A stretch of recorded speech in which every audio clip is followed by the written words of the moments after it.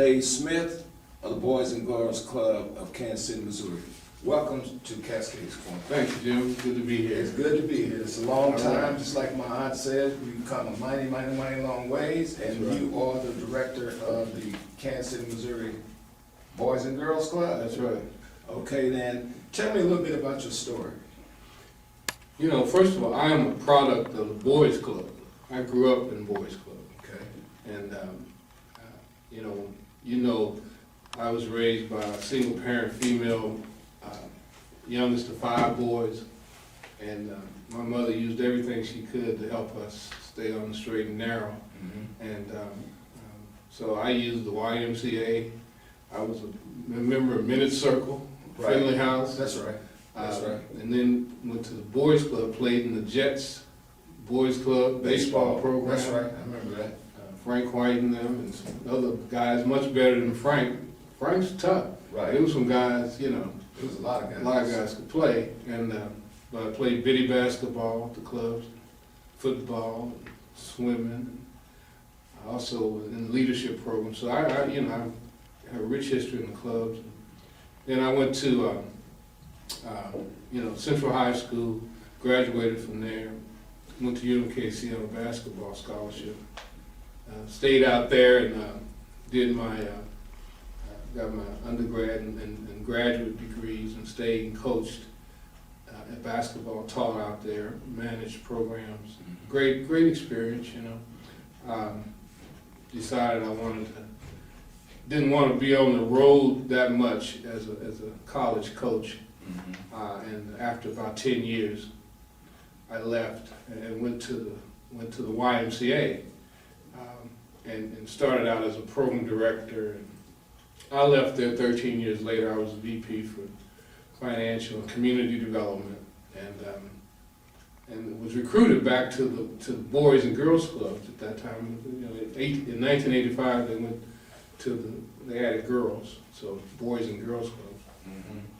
And, you know, I didn't even consider it real strongly for about 45 days. Okay. You know how you get comfortable. And Yeah. I wasn't looking for a job, and Who moved my cheese? yeah, you know. And so and someone called me who I really respected, and said, you know, you really should talk to those people. They want to talk to you. Mm-hmm. So I told my boss at the Y I was going to talk to him. You know, one thing led to another, and I found that I wanted to work there, and that was 18 years ago. Right, had to look back. Haven't looked back. It's perfect fit for me, my interest, mission, you know, preparation, all of that. So that's where we are. Plus you're serving back in the community which you grew up in. Yeah, you know, this is a unique thing for me. I've never lived or worked as an adult more than 10 minutes from where I grew up as a kid. Right. So, Right.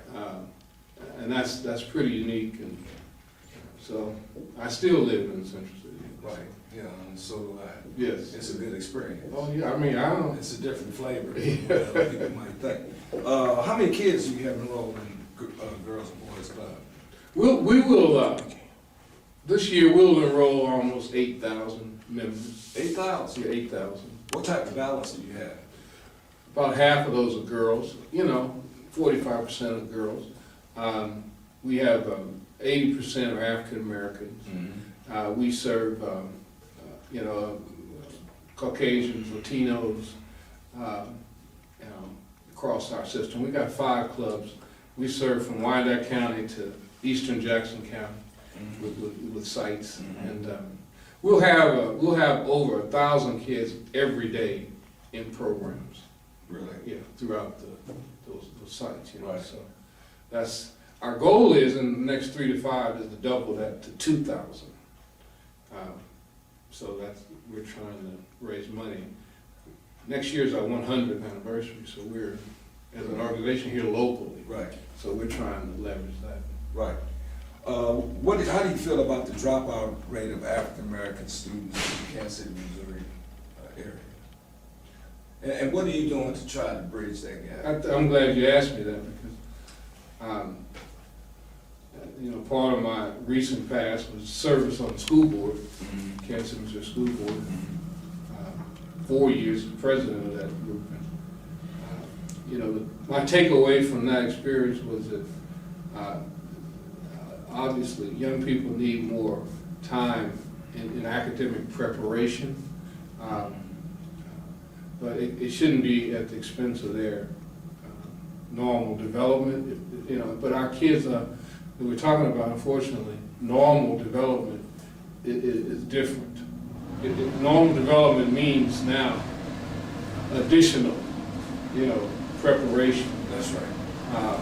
So experiences and help. And so Mentoring. yes. So Money. we gotta provide all of that, but also help them have fun and grow and develop personal, social skills. So we stepped up our educational programming, and so we have the benefit of using certified school teachers in our summer programs. We're tracking kids to ensure that they stay on track for graduation. We're tutoring and mentoring, and we want them to graduate with 100% of our active members. We want them to graduate with post-secondary planning. Okay. So, you know, we've got, our plan is over 3 to 5 years to have 700 mentors working with our, you know, secondary age kids, 13 and up. Okay. And I just came to the conclusion that it's going to take that one-on-one or one-on-two, you know, kind of attention. Because you know well, our kids get knocked off track easily. Easy. Yeah. They're not on track, a lot of them. Right. And then to get on and stay on is really serious, man. It's not. It is. And if we don't, these kids don't get ready by 25 or 28, 30 latest, if they don't have something going on, chances are they won't have something going on. And that's just tragic from my standpoint. How do you feel they can, that you can assist and help educating the public better to value of having good sports program and good sports facilities incorporated into the urban school core system? Given the fact that suburban districts have better facilities. Yeah, it's really disheartening. And the first thing I did when I went on the school board was organize a task force of citizens and professionals to look at that very subject. Jim, as you know, I competed interscholastically. We had some great programs and you know, players, and it was a rich experience to have the community support for interscholastic league athletics, and I learned and gained so much from that. In fact, that's how I got to college, and so I used that. My brother accuses me of getting a master's degree on my jump shot. You know, so you know, it must have been effective. That jumper must have worked, right. You know, because it did parlay. I parlayed it into education, all kinds, and career and whatnot. So, in a nutshell, for me, that's the balance. And speaking of task force, tell me a little bit about it, Dave. Again, on the board, school board, in my experience, I wanted to, you know, try to revive the interscholastic league athletics back to some you know, standard that I knew about, and so it was comprehensive. We looked at facilities, we looked at coaching credentials, and you know, we looked at you know, the training and development of these, and I call them student athletes, because that's really what it's about. Athletics is a means to an end, and so we looked at eligibility. You know, what was the district's policy on in line with the Missouri State Athletic Association, Activities Association, policies around participation and what you had to have. And so we looked comprehensively. I had architects on I think Craig Watson was our architectural resource, and we recommended facility improvements and upgrades, et cetera, and whatnot. So, you know, because I knew, I saw the interscholastic league kids. Here's an example. In a preseason football game, I saw one of our schools play a non-district school, and they got trounced because they had no training for over the summer. And I knew personally that this other school, these kids had been in training, you know, for as long as the rules allowed them to be, and they ran all over that school. Fundamentals, conditioning, discipline, you know, preparation. So it's very clear to me, and as a coach and player, my thing was fundamentals and, you know, basics of the game as well. So, That's right.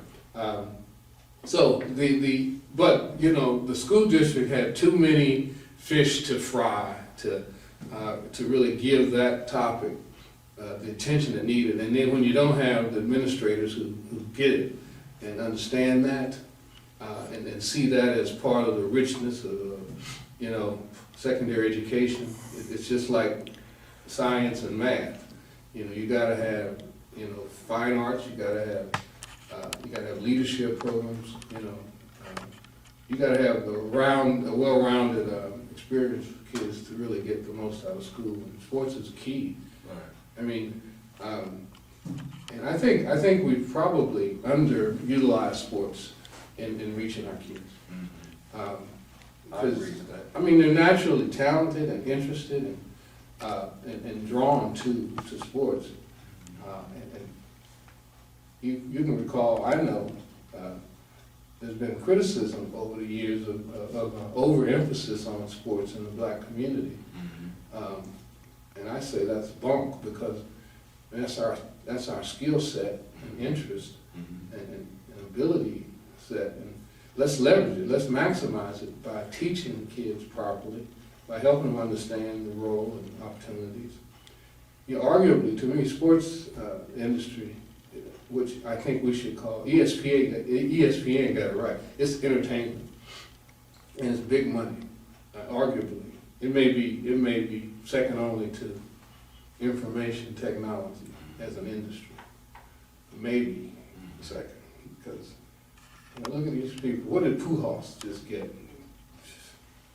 $250 billion or something like that? Yeah. Over 10 years. I mean, it's mad money. So, but our kids don't have to only look at that. They need to be photographers, statisticians, That's right. trainers, That's right. coaches, agents, you know, broadcasters.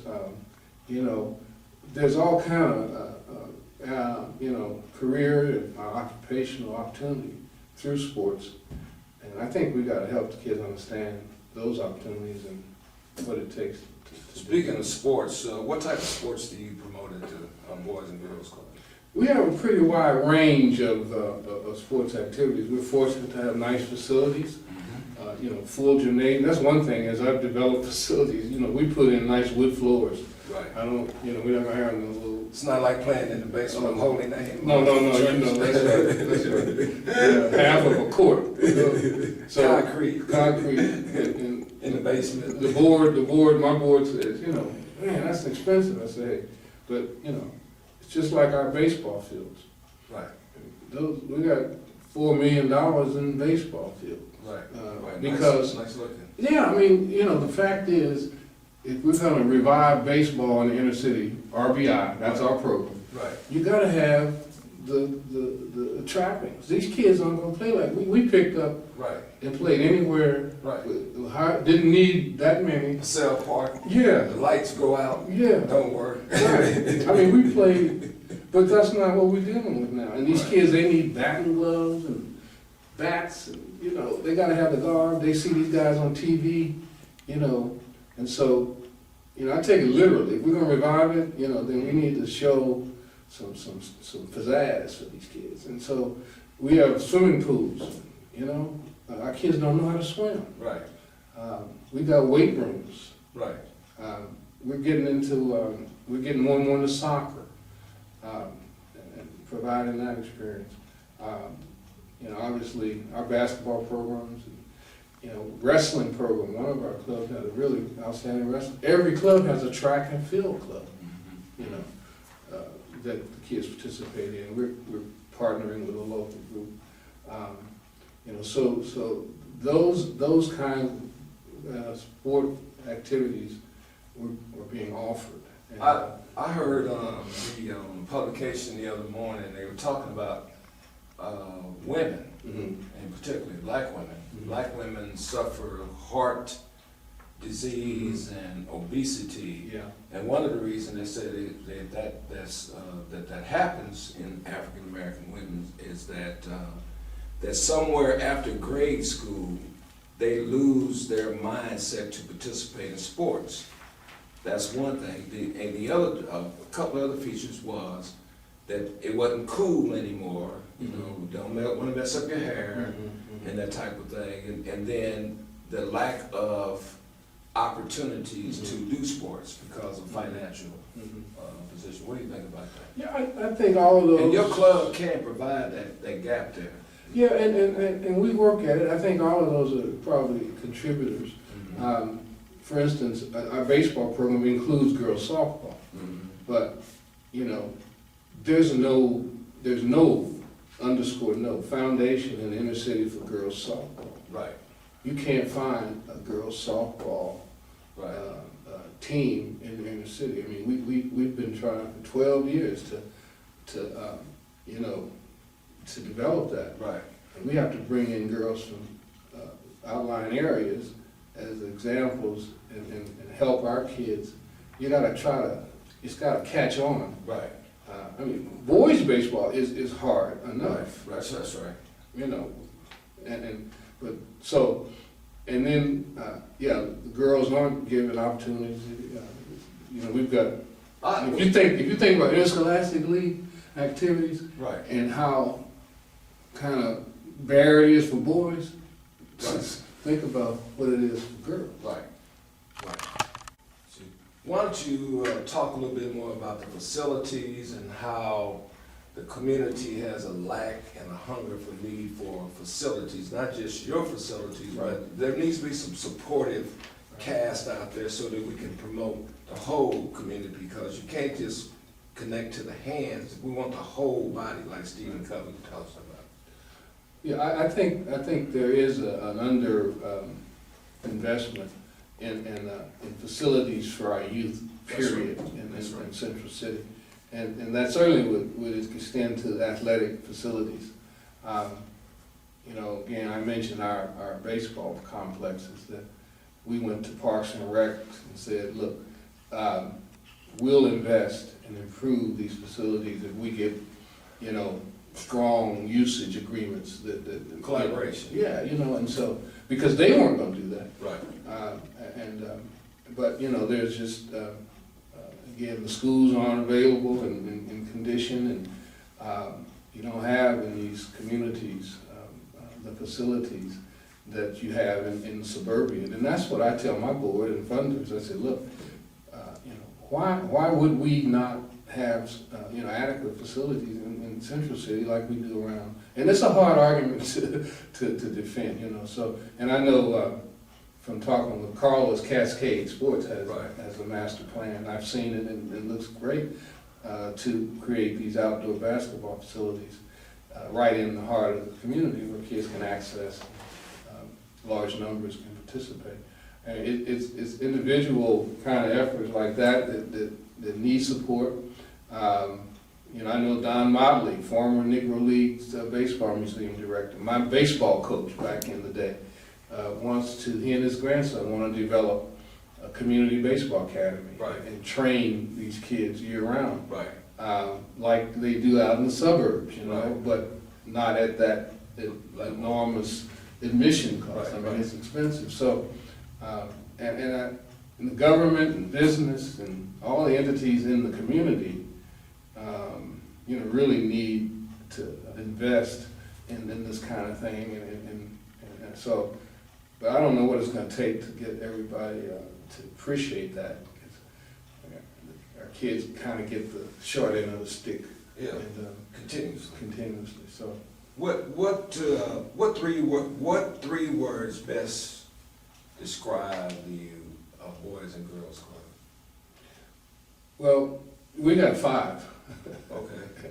And the first one is safety.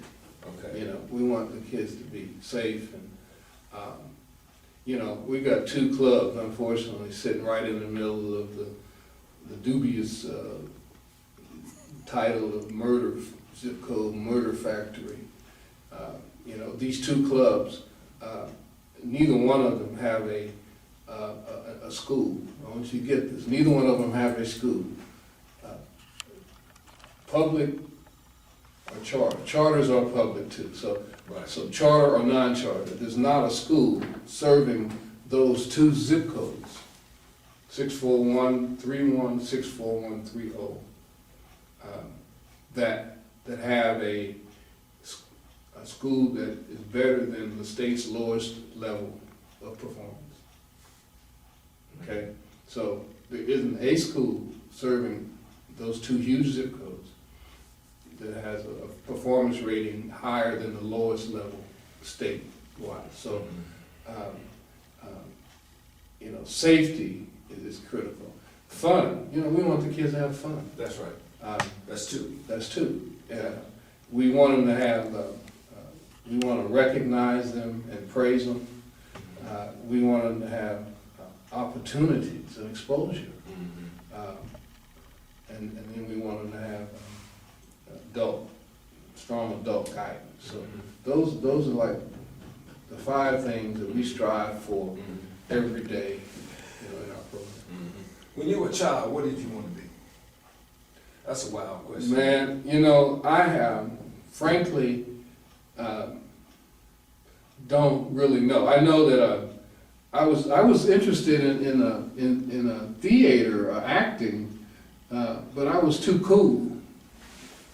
I was an athlete, you know. I couldn't be up there acting. Little girly stuff. Yeah, man, I was too cool. You know, my boys, and so you know, I didn't let my creativeness flow. Right. You know, so that was an interest of mine, and I pursued some of it in college, but I don't know. I was just blessed to have a great mother and the coaches in the club and in high school, and then mentors, and God just moved me in a way that it's worked out, you know, and I'm just totally pleased with the path, you know.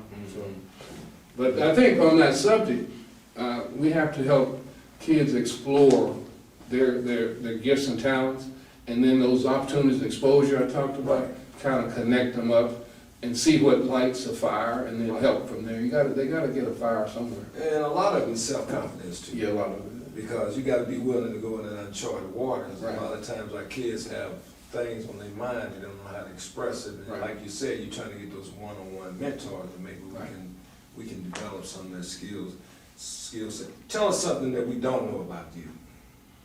About Dave Smith? About Dave Smith. Tell us something that we don't know. You know, I've been a pretty public guy. People have seen my warts and strong points as a result of being, you know, in a public role like I was with the school board, and my organization is out there. You know, I don't know. I think people who know me know I'm a man of faith and rich spiritual upbringing, you know, from my grandmother and mother. And I'm a devoted father, and you know, really have worked all of my experience as a parent. You know, make sure my kids had you know, the right kind of upbringing. You know, so I don't know. That's pretty much what you see is what you get. You know, I'm very committed to whatever I do. If I do something, if I commit to it, I don't know how not to do 100+%. So right. Let me ask you this: on the note of sports, what was your favorite sport? What was your sport? Basketball, no question. Okay. You know, basketball was my favorite. You know, and we play basketball every day, all day, wherever. Right. Now it hurts me to watch these guys cutting and slashing because Right. my knees are so bad. Right. It's painful just to watch that stuff. You know? What's the best thing about the Boys and Girls Club organization? You know, we're there, the Boys and Girls Clubs is there every day in, day out. You know, when school is out, you know, we're gonna be open. It's just for the kids. You know, it's accessible. The fees, we charge $15 for the school year. And then For the school for the year? whole school year. And then it's like $10 a week in the summer for 10 weeks. So, you know, you can't find a better, you know, economical bargain and deal. And it's all day, you know, it's all day in the summer. Supervised. So, and it's just, that's our mission, you know. So, I just think it's unique, and I'm glad we can meet that mission in the way we have. Let me ask you this. It's a lot of talk about nutrition and, Right. and health, you know, and you can promote good programs in Right. sports, and you can have the kids participating, and they might not have a nutritional value. I saw a movie recently about a young kid, I think they called him Sir Brown. Mm. And he became an ace athlete out of Los Angeles. Was Mhm. part of his family was part of the gangs, but they didn't want that for him. Right. And so he went out on his own because his mother was on drugs, had some social issues, and he started playing football. He's very good at it, but the guy started falling out every day. Yeah. He was falling out, and so he started making excuses about why he was falling out. But then his coach followed him home Mm-hmm. one day, and he saw him going to the back of the kitchens, you know, Mhm. gathering food for he and his Really? brother. But the fact of it was that he nutritionally, he couldn't get out there and compete. Right. So what do you have incorporated in your organization to meet those needs? Or maybe some of those red lights to Right. identify a kid who Right. might be suffering from nutritional value? Well, I'm glad you raised the question around what programming we offer 'Cause we gotta to have- address nutritional Right, health issues. One of our core programs is healthy lifestyles, okay. and it's the gamut of physical, mental, social, all of that. But you know, we serve meals in the clubs. Every one of them has a full kitchen. So Really? yeah, we serve before school a breakfast snack, after school snacks, nutritional snacks. In the summer, it's like breakfast, lunch, dinner, you know. Really? Yes, and so, and we teach the nutritional programming through something we have called Triple Play. Okay. And it's a program, curriculum nationally developed. It's an evidence-based program, and what that means is Really? the data demonstrates the effectiveness of it. It's been proven, you know. So the nutritional piece, I mean, we'll show the kids how to cook healthy meals. You know, they go shopping, and our kitchen staff helps them, you know, understand the important, the food groups.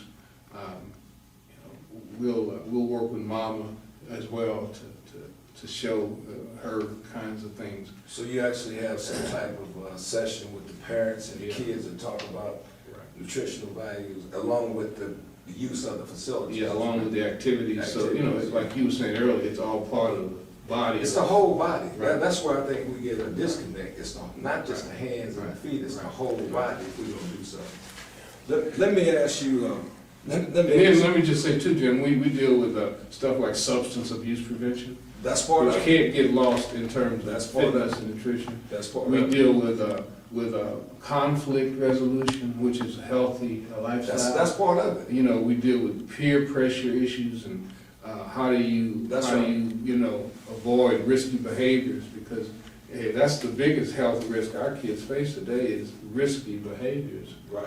So, but it's a whole gamut of stuff. Our kids are not in shape and don't understand the ethic of exercise. That's why we put in weight rooms and teach that kind of stuff. You know, we've had kids compete nationally, win junior Olympic titles Really? in weight training, yeah, so Really? that's all part of it.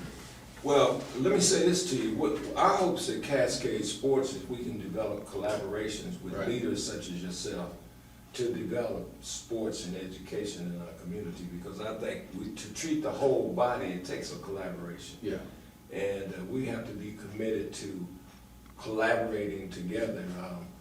Recently, and this is for Cascade Sports and yourself, there's a rejuvenation of the Black Chamber of Commerce. And when you talk about business people, I think there should be some commitment or some dialogue with that organization so that they can connect to our organizations that promote sports and education, like Boys and Girls Club and Cascade Sports. So right.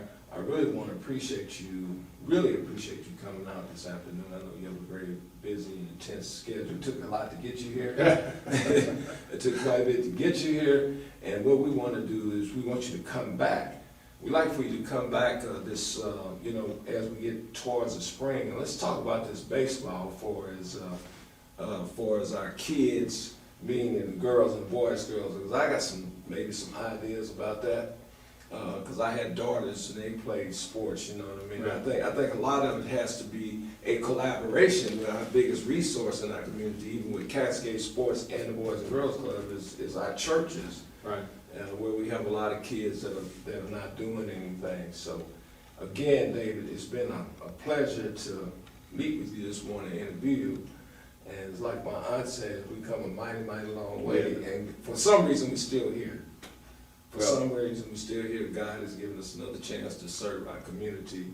And from Cascade Sports to your organization, we wish you a very Merry Christmas and a prosperous 2012. And thank you very much. All right, thank you, Jim. All right. Appreciate Cascade Sports, the work they're doing. So. Okay, thank you. All right. That'll do. This concludes this segment of Coach's Corner. My name is Jim Watts, and always remember to look sharp is to be sharp, and Merry Christmas to everyone. Thank you.